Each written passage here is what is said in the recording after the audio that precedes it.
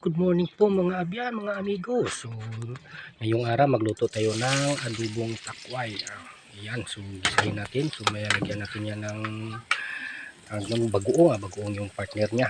So, hindi na kailangan yung asin niya mamaya kasi ito maalat na ito yung mga amigo. Yan, gisa lang natin yan. Tapos natin mag-isa hanggang mahalo ng maigi. So, kailangan na natin yan ilagay yung ating takway. So ayan tayo.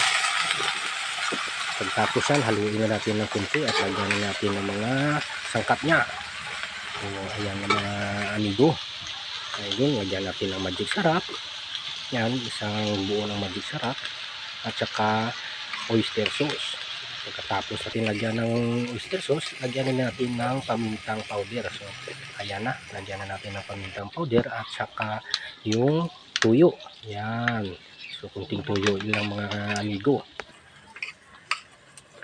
Pagkatapos yan, takpan natin para maluto sa ng kunti at pagkatapos lagyan natin ng butter.